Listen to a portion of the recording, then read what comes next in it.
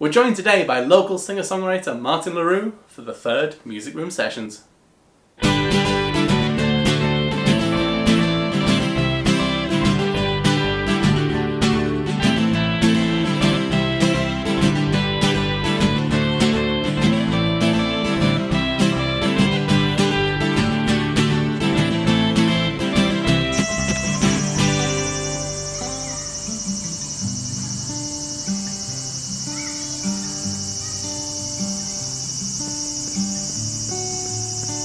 That spring had come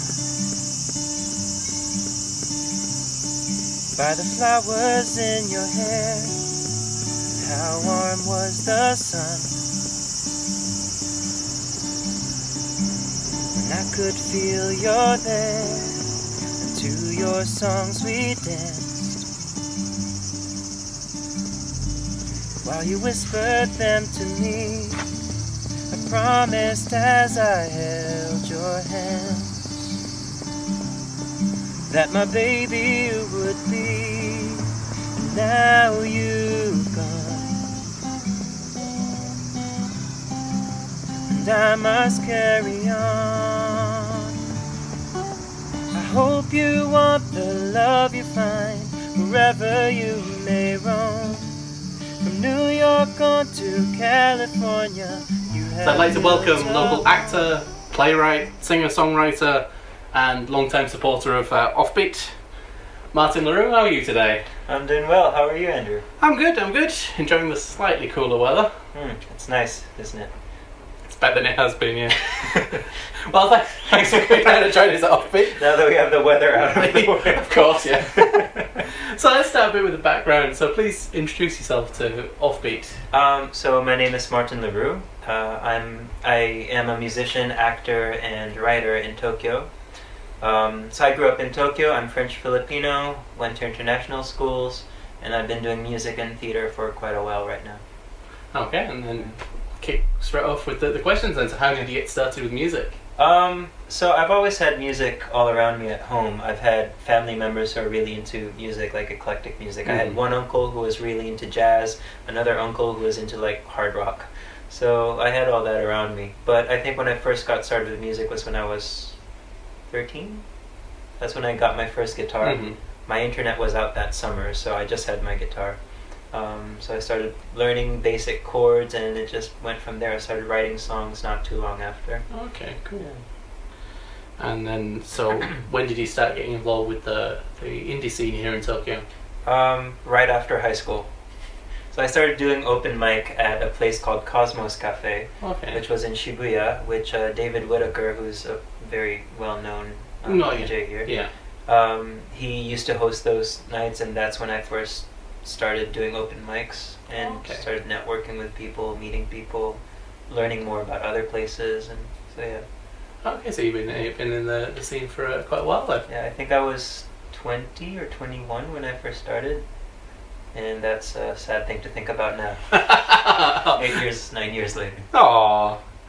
So, who do you draw your inspiration from? Because you say you've got an eclectic influence to begin with, so who do you... That's a hard question, because I get inspired by so many different things, right? I would say primarily, like two people that stick out right now are probably Tracy Chapman, because I love the way she writes. Yeah. It's almost journalistic how she writes her songs. And second is probably Joni Mitchell. I love her. It's like listening to her songs is like listening to her diary, you know? Yeah. Not that I want people to read my diary. I would need to keep one. So dry my eyes, take to the skies, till you come back to me. You're free to fly as butterflies are free.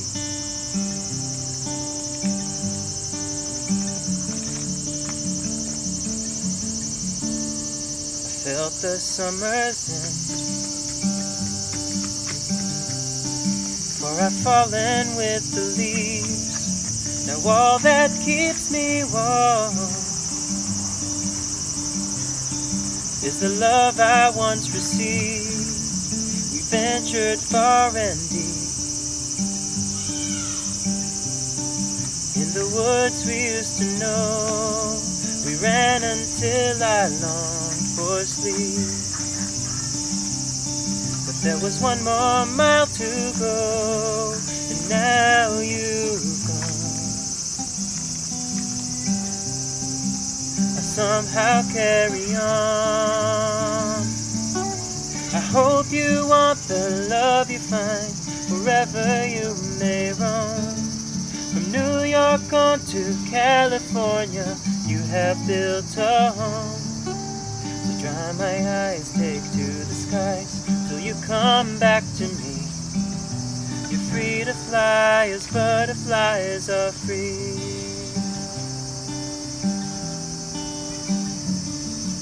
I hope you want the love you find wherever you may roam. From New York on to California, you have built a home. So dry my eyes, take to the skies till you come back to me. You're free to fly as butterflies are free. You're free to fly as butterflies are free. So your songs themselves, where do you get your ideas for those? I usually just write what I'm feeling. I never set out with a concept. If I'm feeling something particularly strongly, or if something's been in the back of my head for a while, and it just comes out organically. There are times when I do write songs as part of a challenge or as an assignment or something like that, where I kind of have to write songs a bit differently, but when it's my stuff, it just sort of happens based on what's happening around me. Okay, yeah. And then, how would you define your style? I would just say pop because it encapsulates everything. I like the label pop because a lot of people look down on it, but I find that it's a very liberating genre because you have carte blanche to do whatever. And if you said, "Oh, I'm rock," that could be which means you can never do like jazz. For example. But you bring it into pop. I feel like being a bit jazzy today. And people go, "Oh, it's pop. It's fine." Yeah. And I want to add some electric guitars and some calico on this. Go for it. Yeah. Synthesizer and all sorts. And the 80s was born. Oh, let's not do that again. Trial and error. So you've been in the scene a while. You've played at many different venues. Is there any that have stood out over the years that you've kept going back to? I would probably say the Crawfish in Akasaka. So it's something. It just feels like home playing there, you know. And I think everyone I know who plays there has the same reaction to the Crawfish. Yeah, it's come up in all the videos so far. I can see why, because it's just very homely. The equipment's great, and it's a very intimate setting. More than anything, and you could it's very personalized. There are photos of all the musicians who have played there ever. And up until recently, Haru, who was the bartender there, she was a huge part of that experience. So, exactly. Right. So I think Haru is like 50% Crawfish. She makes 50% of the Crawfish. Yeah. So wherever she is right now, that would probably be home to me too. Exactly, including hers. And over the years as well, you've played with many different artists, like from the indie scene and things. So that there are people you'd recommend through that. It really depends on what your flavor is. What I love about Tokyo, the Tokyo indie music scene, is it's so eclectic. Yeah. I've heard, everything from like world music to more like pop or rock or jazz, or I've even heard, I think, I hear salsa bands quite a lot. There's that. I would say some of my personal favorites are the Watanabes. Everyone knows the Watanabes. Mana Hardcore. She's got great lyrics, great music. I would say Mickey Acorn. I was almost going to say Dickie Cricket. I can't tell which is real. Who is real? I wonder if he knows. But I love his songs. Very creative. He's got that Canadian humor. Which I love. David Whittaker's a great rapper. I love his music. Rhyming Gaijin. Also great stuff. A lot of great musicians Yeah, out there. It's hard to pinpoint. Yeah, you can't say one without saying them all, really, I suppose. Yeah, pretty much. I wish I could just copy and paste the list into life. Pretty much everyone who your mother has a CD of. Yeah, she's got CDs, yeah. Hi, Sheila. I should love that.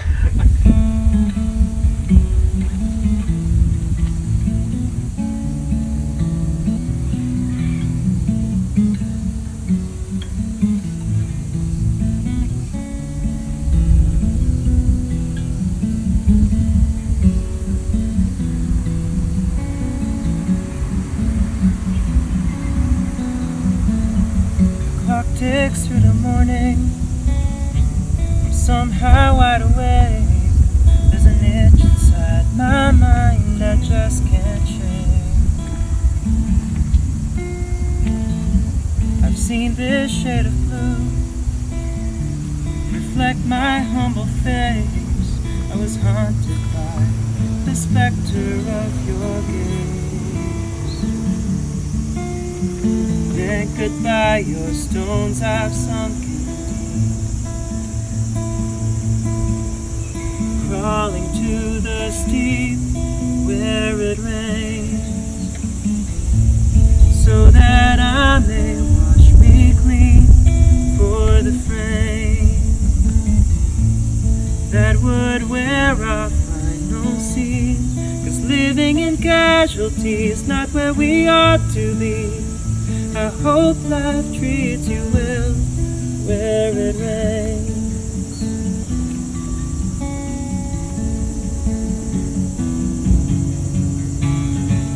I look up to the sky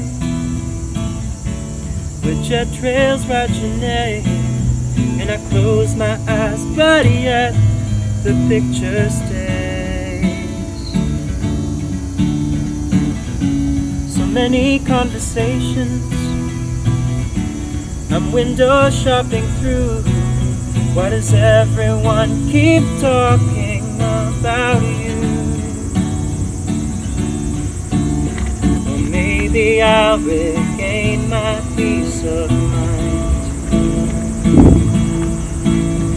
somewhere down the line where it rains, so that I may wash me clean for the frame that would wear our final scene. 'Cause living in casualty is not where we ought to be.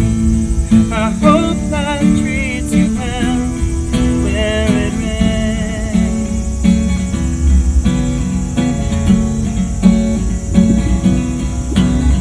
Well, I can't say what happens next once your plane lands in PDX, but I'll be waiting by Hachiko. I said I'll be waiting by Hachiko, and I'll be waiting like Hachiko to see you go. Whoa.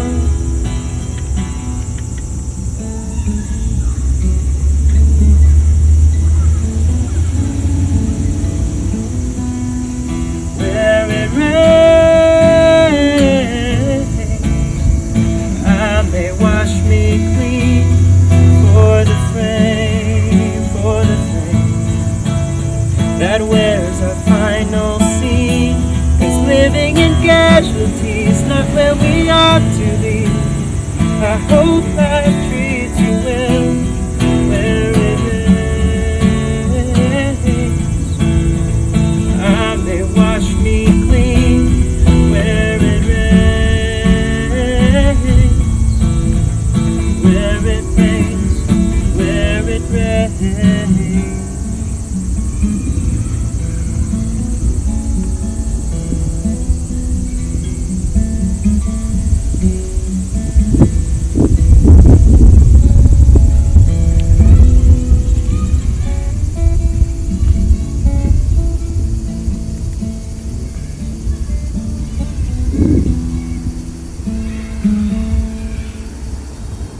So you've also been involved with other areas of like the local scene with the Tokyo International Players. Yes. So how did that come about?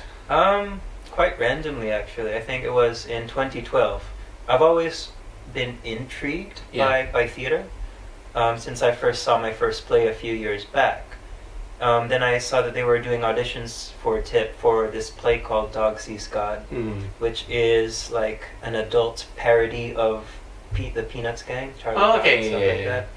And it has been my dream to be, because I'm a huge Peanuts fan, and I also like bastardizations of things I love. So I auditioned for it. I got the part I wanted, and it just sort of snowballed from there.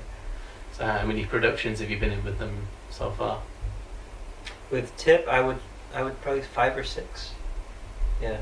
Cool. So which productions is that then? So Dog Sees God was my first one. I was in No Exit after that, which is a very existentialist play. Because I'm French, I had to do it. What was after that? I think after that I did plays with other companies, and then with TIP, the next one I did was probably Chess. So it's written by the ABBA guys, the guys from ABBA. After that I did The Secret Garden, a musical version of The Secret Garden, written by Carly Simon's sister. So very folky, and I loved the story. And the most recent one I was in is a musical called Big River, which is the musical version of Huckleberry Finn.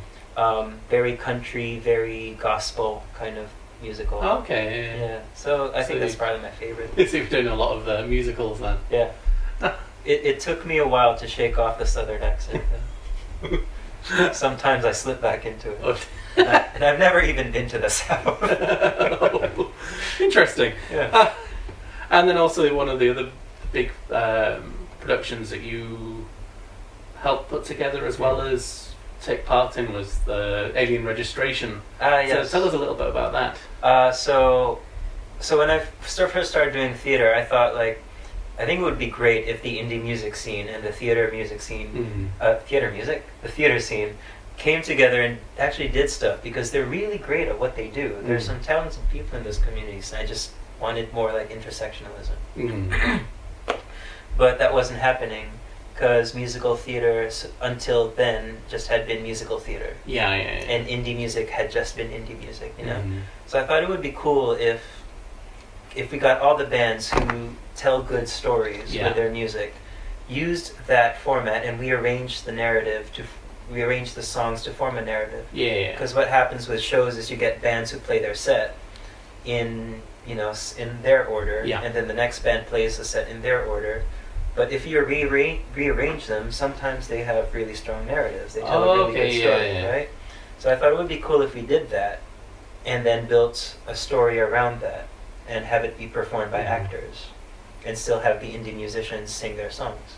So I thought that would be cool. So we did that, and that ultimately became Alien Registration. So we had the Watanabes, music from the Watanabes, Amana Hardcore, myself, and David Mashko, who was also an actor. He's very active in TIP as well. And it was a play based on loneliness. It was set in an airport, and it was performed at Bar Gari Gari, which is a nice venue. Lots of clocks. Lots of clocks. And it's always happy hour. it's happy hour somewhere.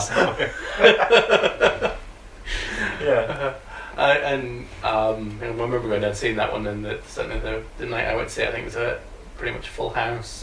It was received well. Yes, I would say so. I would like to perform it again, because I felt that it was a little bit rushed, so I kind of want to perfect it the next time. But but I think it was a good turnout. Excellent. Well, regarding both your plays and your music and things, is there anything coming up in the near future? Any shows or? Well, actually, right now I'm working on writing a show with my friend Hannah. So we're writing a play based on interviews we conducted with people who have experienced mental illness or the effects of it. So people who have contemplated suicide or had knew people who did. And we just sort of wanted to create a play just based on those interviews to just give voice to people who have gone through that, because in Tokyo, in Japan, Yeah.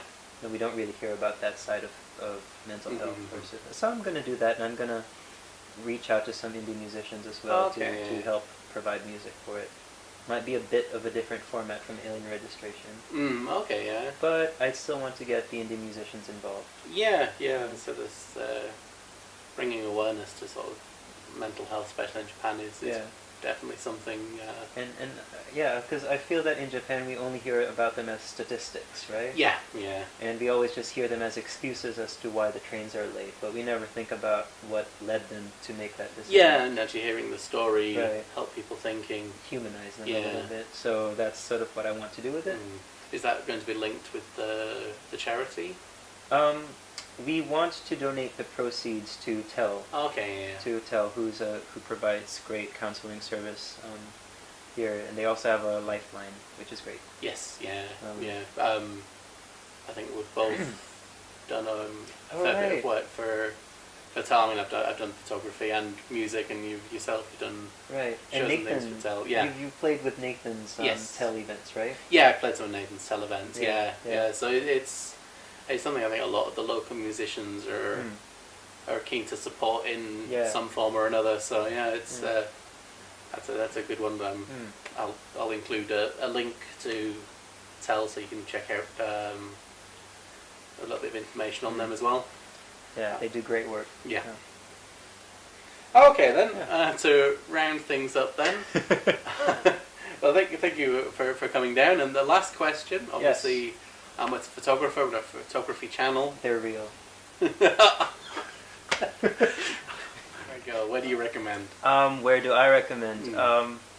So my favorite places to go for photo taking, I would probably say Odaiba. I love Odaiba. Yeah. I mean, it's a great place if you like interesting architecture. It has nature, so there's that.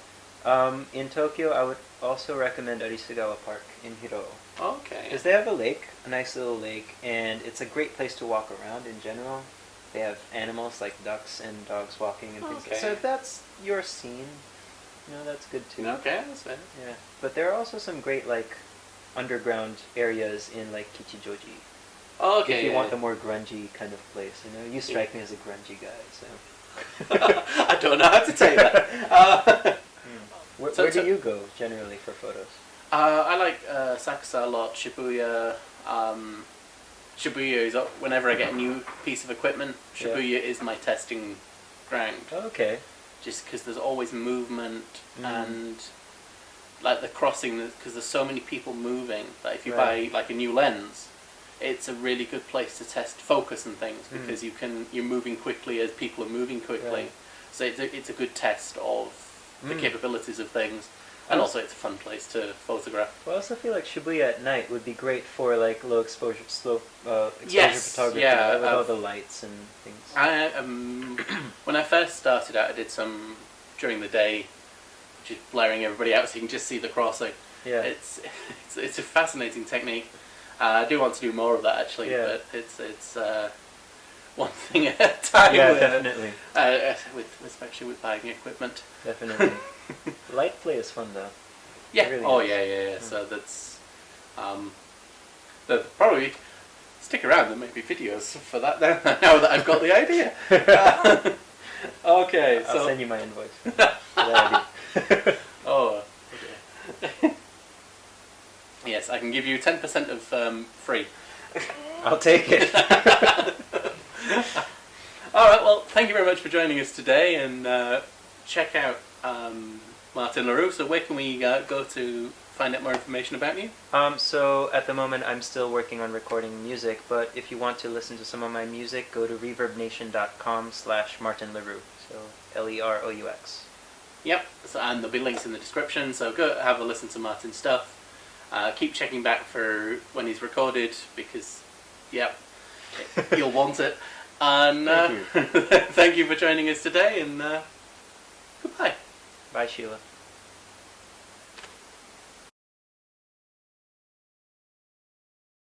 I know why comets come this way,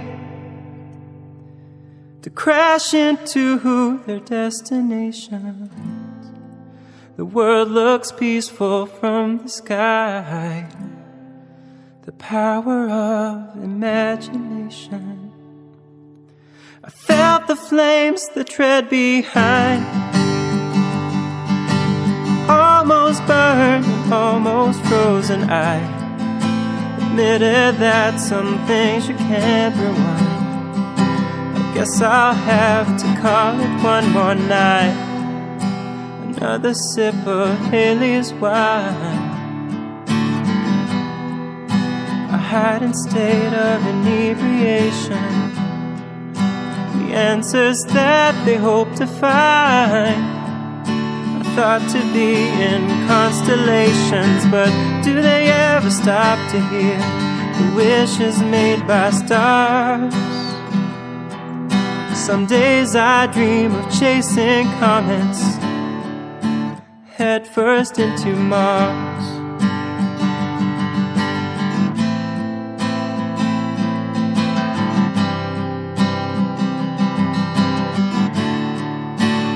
In the stars we find ourselves, a part of something belonging to the signs. But underneath the precious shells, aren't we all just Geminis? And somehow comets come this way, fulfilling all the obligations. And when one fades into gray, they claim it was in their prediction. But do they ever stop to hear the wishes made by stars? Some days I dream of chasing comets head first into Mars.